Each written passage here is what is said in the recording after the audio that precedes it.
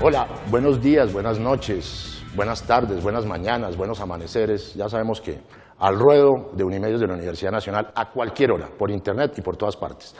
Hoy estamos presentándoles a ustedes un programa especial de Al Ruedo y lo hemos querido hacer así para conmemorar un poco el final del año 2009 y también para que nuestros invitados, que ya se los voy a presentar, analicen con nosotros qué ha sido de la historia de este país durante los primeros 10 años del siglo XXI.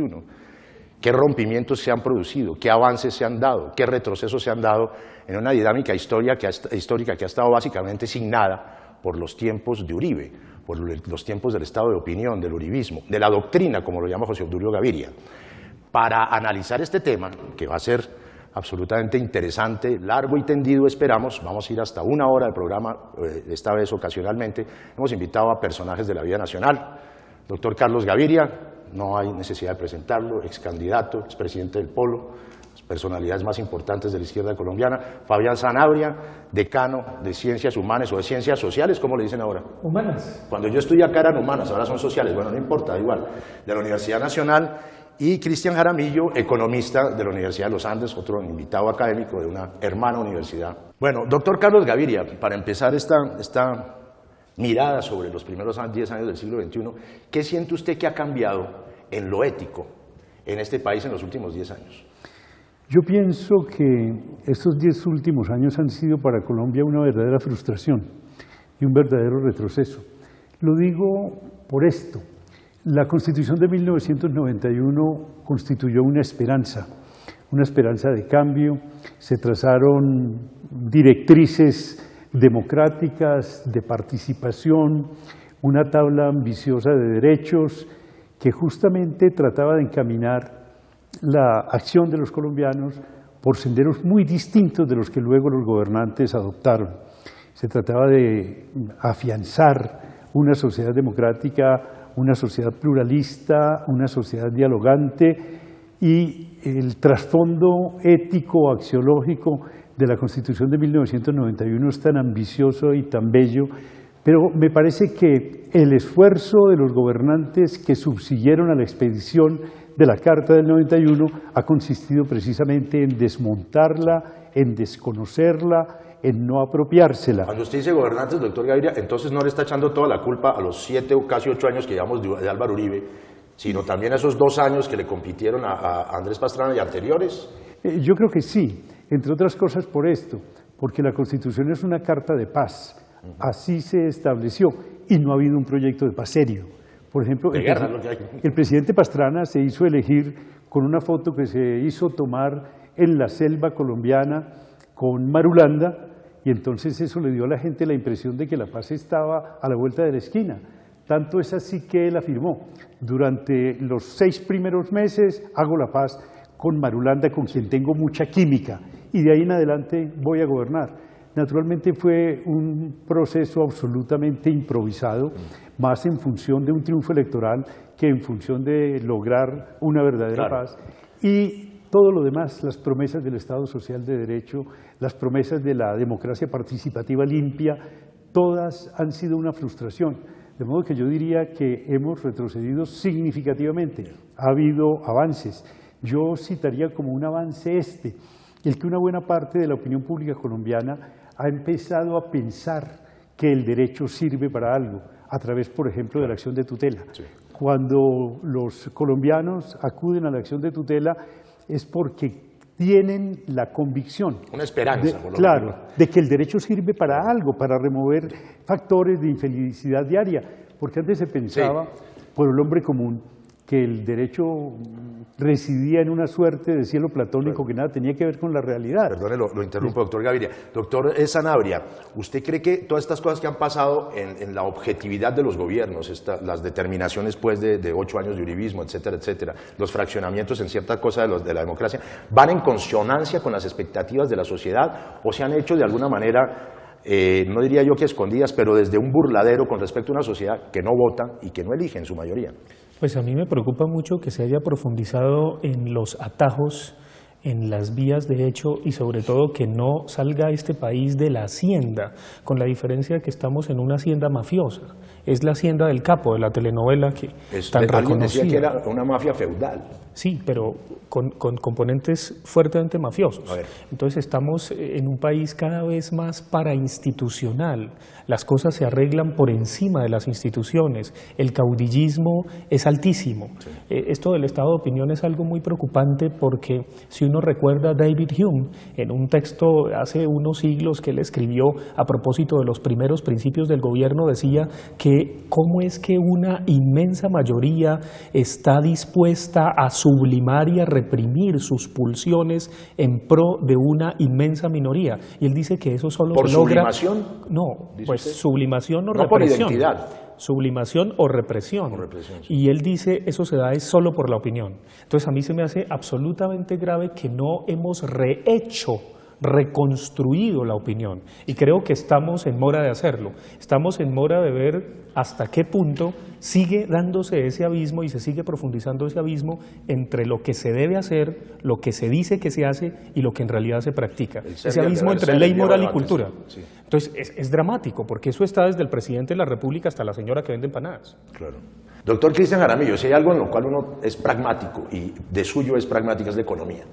¿Qué siente usted que en estos 10 años y específicamente durante el gobierno del presidente Uribe ha ocurrido con la economía, con la inversión, con las proyecciones económicas, con la equidad en la repartición de la riqueza? ¿Cómo ve usted pues el sustento económico de los años del uribismo?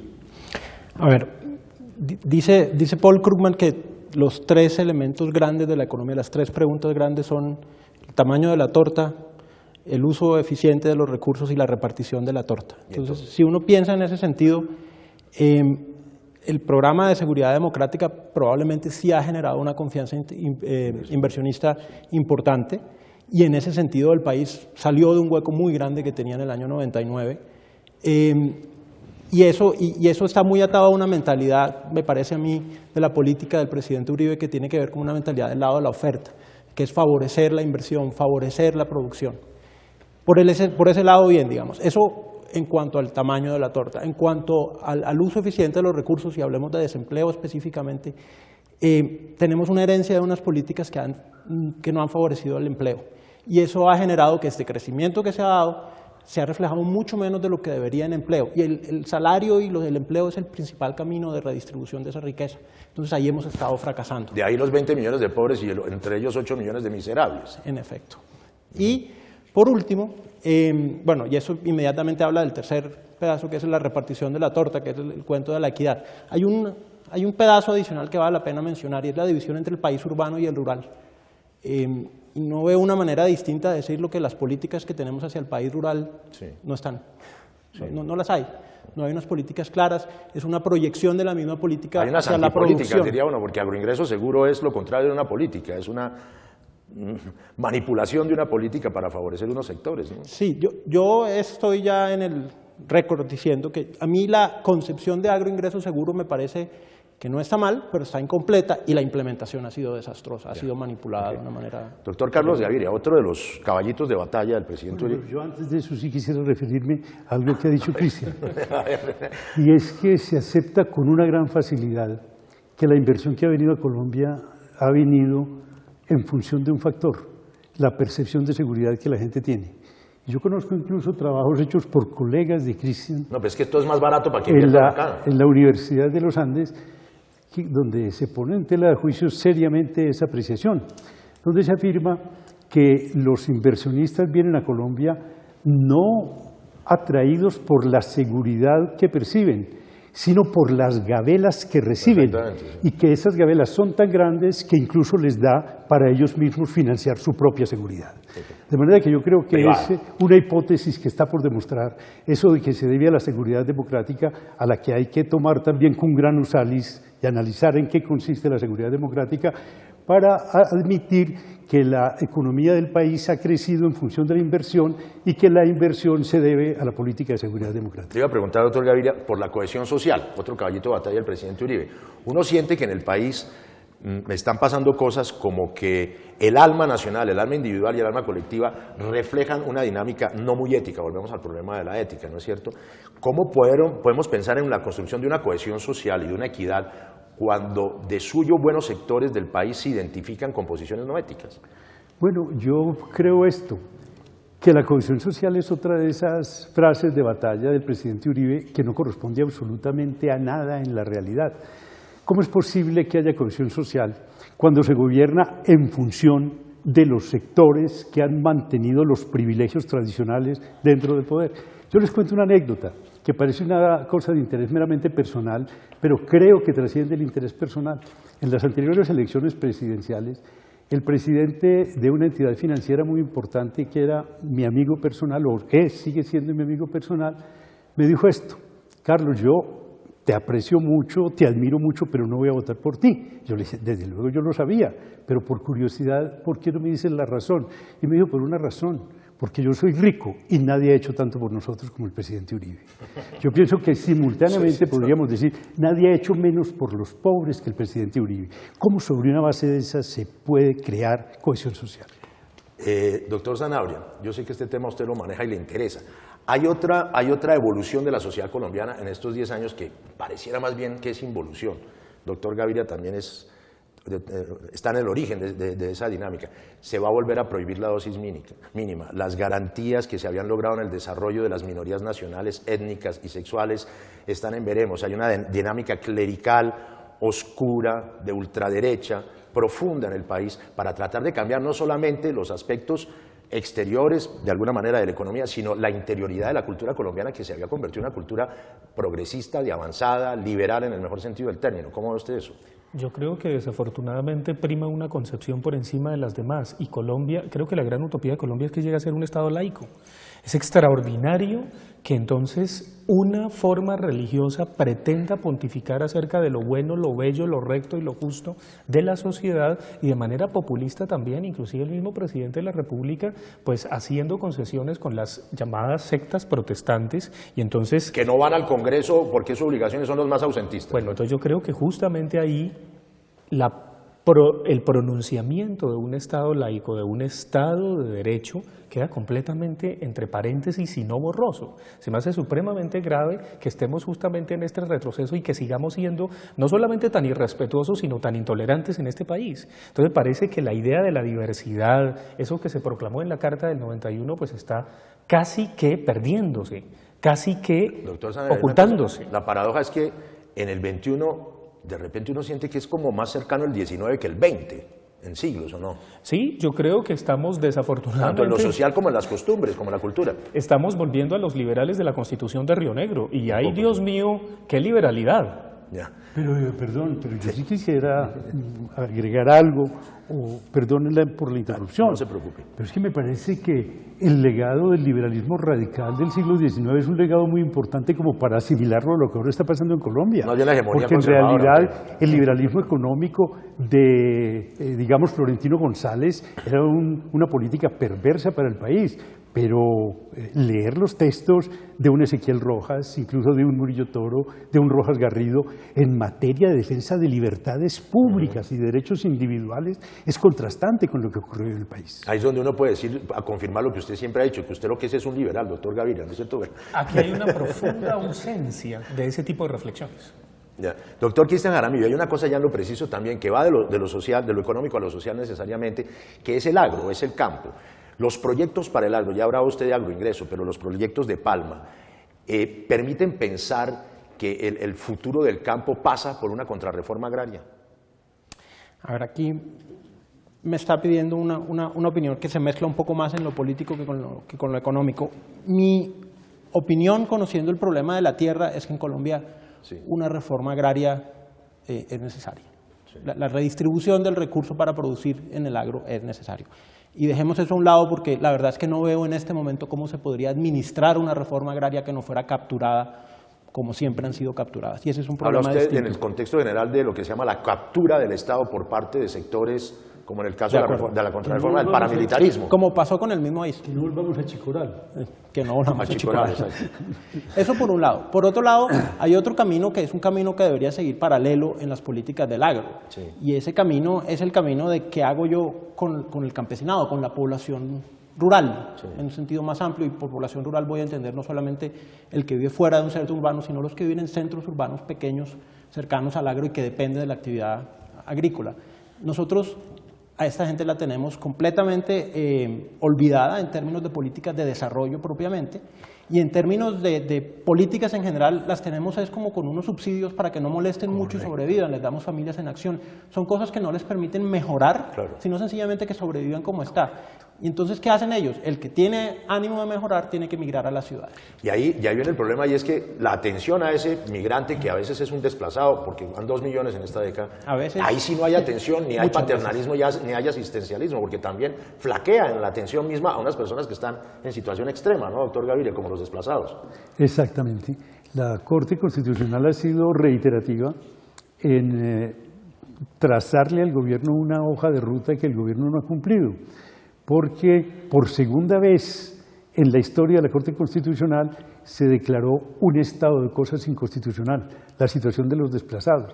La primera había sido cuando era yo magistrado y en una tutela de la sala del doctor Cifuentes se declaró un estado de cosas inconstitucional la situación de las cárceles en Colombia. Sí. Es que es indignante porque el trato y las condiciones en que viven los presos son incompatibles con un tratamiento digno a la persona.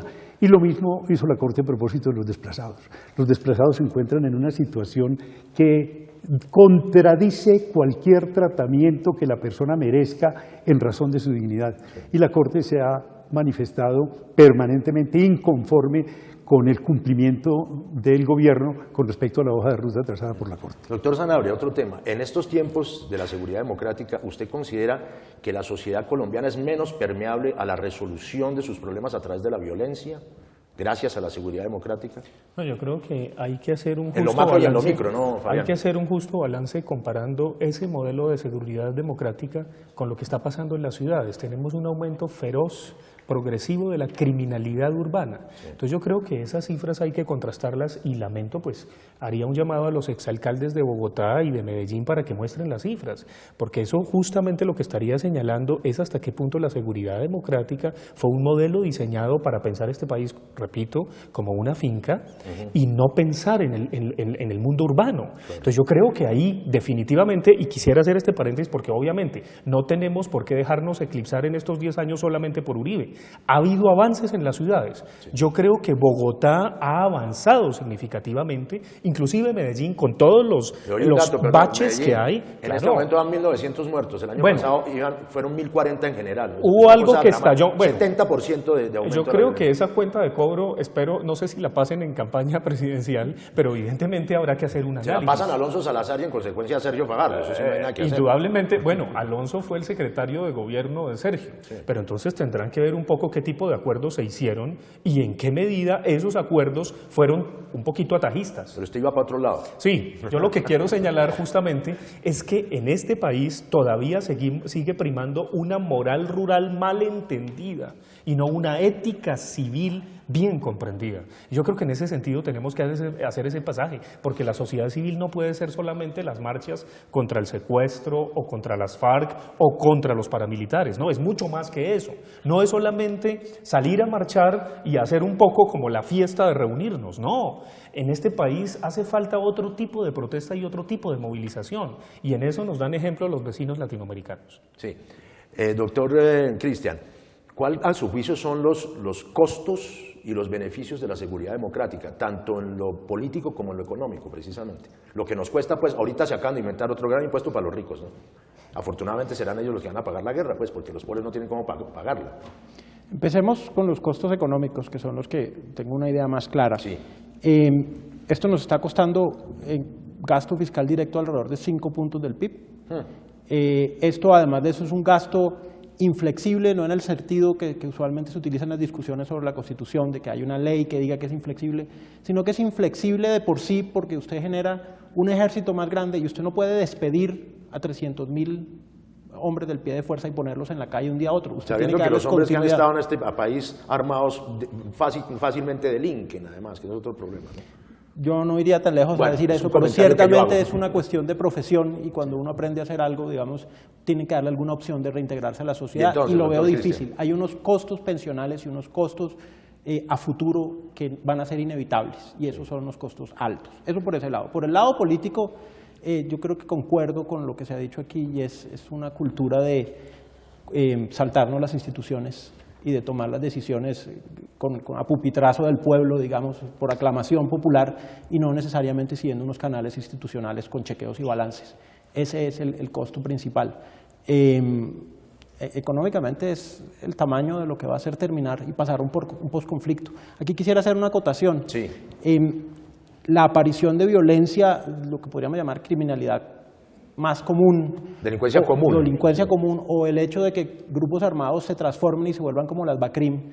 Esto no es algo Bandas inesperado. criminales, Uno debe esperar que después de un proceso donde hay una delincuencia política organizada, al desaparecerlos, va a haber un momento después en el cual hay un montón de gente que lo que sabe hacer es delincuencia y se va a buscar una microempresa. Curiosamente se ha informado que los comandantes de las nuevas bandas paramilitares, paramilitares, no necesariamente contrainsurgentes, aunque a veces también son hijos o parientes de los anteriores comandantes. Bueno, vamos a hacer una pausa y continuamos en un rato, o después, o mañana, o cuando ustedes quieran, porque esto es internet, con Al Ruedo y el tema de la primera década del siglo XXI.